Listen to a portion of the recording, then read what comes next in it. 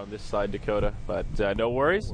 So yeah, an interesting pick with that Lina. I'm a little bit surprised to see her lane matchup here, but then again, it's Naga. Naga support, not really one known to zone back too hard, but can still definitely trade with the Tusk. But first blood is going to be happening in the mid lane. Jesus. Yasha, an SMY leading into a back later on. BTB, probably something he needs to be considering here, though. I don't know. At the same time, you're going against the song, you're going against the snare, and that could put you in trouble. Here we go, mid lane. Charge happening on out. Solo says, get the hell back, DK Phobos, but are they going to follow through with more? No, they won't. Thunderstrike lays out. G's going to have to resort to stepping back. Meanwhile, Naga, he gets the bump on the Tusk, but we'll keep action here as Phobos charges in, gets the connection on the Seema. Oh, what a bash. That's going to be connected thereafter. Can we get one more? We can't. Hold Embrace. Not going to be saving him from the raise on the return Solo. Obviously, it's only a level 2 blitz, so cooldown's still there. Plus, he doesn't have enough mana. Gets knocked a couple of times in the noggin from the Lantern. They jump in. Oh, they bait it. Coming out from no one, but good grave. If he can make it out in time, conveniently for them, no lucky bash. Hey, Lil.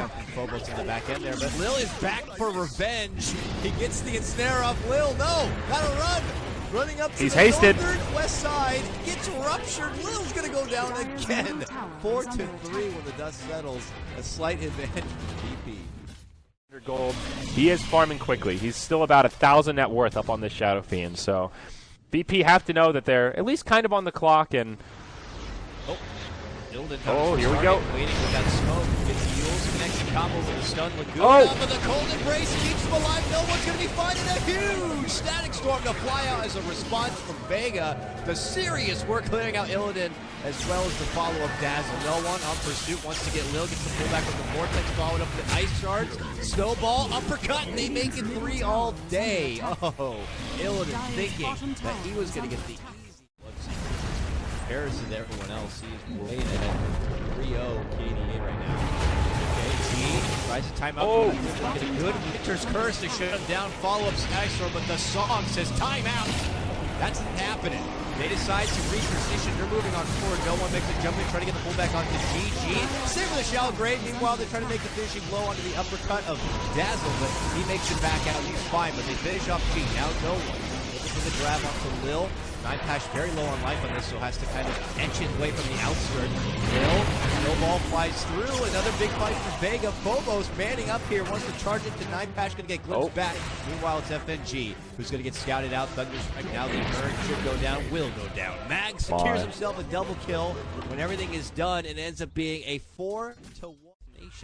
They gather up here. It looks like they're going to have a smoke. They have one on Lil, not popping it quite yet. They already see a gathering on his D. They get the jump in and pull back. He goes down, gets the mech off, and they go for the curse. It goes on the FNG to lock the Dazzle before he can get off the same. G is still good though. Will he get the Requiem off? He certainly will. He ends up going down thereafter. Still not enough damage, man. This resilient Vega group are going to look to clear out both boards. They get the big uppercut, a double kill once again from Mag. FNG dishes out the self-shallow grave, but will not go for the TP, so he will end up going down. And look at that Solo going on the next target. Sets up a beautiful glimpse back on the Naga, and it's going to be the third 4-man drop for Vega this game.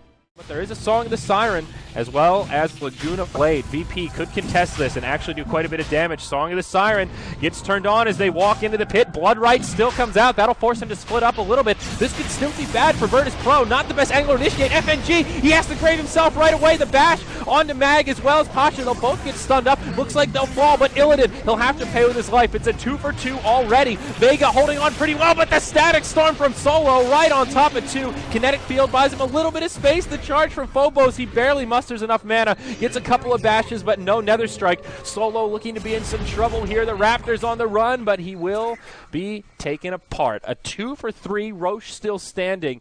VP still standing. VP do find a successful fight, and they get a big net worth gain out of it. That was pretty ridiculous. I actually thought that was going to be a turnaround once again onto VP. The song casted from pretty dang far, allowed enough of a reaction time from 9Pash. A little swipe here. He misses it. They don't get it. Shadow Fiend but Winter's Curse! Trouble possibly, but they can't get him. They got him down. Unstoppable. No one clearing out the rest. We may have taken it, but we're going to go ahead and clear out 2. Now the Requiem return gets the drop on the scene with the Slayer here. Holy crap.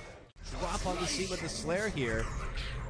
Holy Uh-oh. G stuck in the ice shards. They might be able to pick off G here. His mech just cooling down. If they could kill the Aegis, that would be huge. No one, very low on armor. The Weave ticking him down. He needs to be very careful here. Now the Bloodright comes cruising in, forces G to move to the side. He doesn't want to. That's your Aegis down. And is there going to be enough support to even let him survive a second time? Illidan nearby, but the kinetic field keeping him at bay. And FNG off to the side, isolated by the Tusk, but now the snowball in. G, BKB'd, but still sent back to the position he was moments prior. Gets the grave, just barely lives. He'll stay alive for now. Charge onto Solo. He's hiding in the pit, but they've got the vision. He'll take a Laguna to the face. A little overkill there from Illidan, but finding some vengeance from earlier. Now Tusk on the run. Mag will have that Blink Dagger up in just a second here. Maybe he can make the great escape, or even turn it around onto Illidan. He gives him the Walrus Punch. Bada boom, bada bing to the face. Now he gets put inside of the... He could look for some kind of a smoke play in the near future.